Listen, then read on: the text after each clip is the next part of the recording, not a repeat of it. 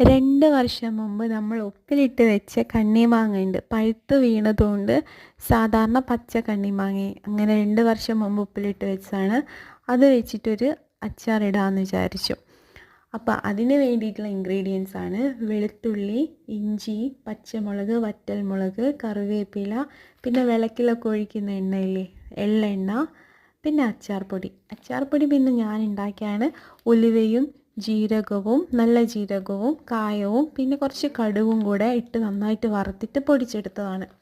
അങ്ങനെ ചട്ടിയെല്ലാം വെച്ചു, എണ്ണ ഒഴിച്ചു. എണ്ണ ചൂടായപ്പം വെളുത്തുള്ളിയും ഇഞ്ചിയും ഇട്ട്. ഇതിൻ്റെ മുമ്പ് വറ്റൽമുളക് ഇടാൻ മറന്നുപോയി. അതിന് ശേഷമാണ് ഞാൻ വറ്റൽമുളക് ഇട്ടത്. അങ്ങനെ പച്ചമുളക് ഇട്ടു, കറിവേപ്പില ഇട്ടു, വറ്റൽമുളക് ഇട്ടു. ഇതെല്ലാം കൂടെ നല്ല രീതിക്ക് സോട്ട് ചെയ്തു. ഈ അച്ചാറിന് ഉപ്പിൻ്റെ ആവശ്യമില്ല, കാരണം ഓൾറെഡി ഉപ്പിലിട്ട മാങ്ങ ആയതുകൊണ്ട് നല്ല ഉപ്പുണ്ട്. പിന്നെ നമ്മൾ കഴുകി ക്ലീൻ ചെയ്ത് വെച്ച ആ ഉപ്പിലിട്ട മാങ്ങ എടുത്തിട്ട് വീണ്ടും സോട്ട് ചെയ്തു. നല്ലപോലെ സോട്ട് ചെയ്തപ്പോൾ അതിലുള്ള വെള്ളമെല്ലാം ഇങ്ങനെ ഇറങ്ങി വരുന്നുണ്ടേ. അതുകൊണ്ട് നമുക്ക് ഒന്നിൻ്റെയും ഈ വെള്ളത്തിൻ്റെ ഒന്നും ആവശ്യമില്ല. പിന്നെ വിനാഗിരി ഒഴിക്കുന്നുണ്ട്. അപ്പോൾ സോട്ട് ചെയ്തുകൊണ്ടിരുന്ന് പിന്നെ നമ്മുടെ മുളക് പൊടിയും അച്ചാർ പൊടിയും ഇട്ടിട്ട് എല്ലാം കൂടെ മിക്സ് ചെയ്ത് നല്ല രീതിക്ക് സോട്ട് ചെയ്ത് കഴിഞ്ഞ് അത് കഴിഞ്ഞിട്ട് വിനാഗിരി കുറച്ചൊന്ന് ഒഴിച്ചു. നല്ല ടേസ്റ്റ് ഉണ്ടായിരുന്നു.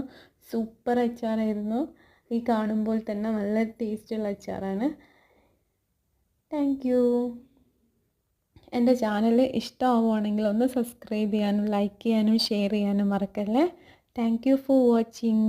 ഇനി നെക്സ്റ്റ് വീഡിയോയിൽ കാണാം. ഇടയ്ക്ക് ഞാൻ കുക്കിംഗ് വീഡിയോ ഇടും, ഇടയ്ക്ക് ഞാൻ ട്രാവലിംഗ് വീഡിയോ ഇടും. എന്താണോ തോന്നുന്നത് ആ വീഡിയോസൊക്കെയാണ് ഇടുന്നത്. ഇഷ്ടമാണെങ്കിൽ ലൈക്ക് ചെയ്യണേ. Thank you.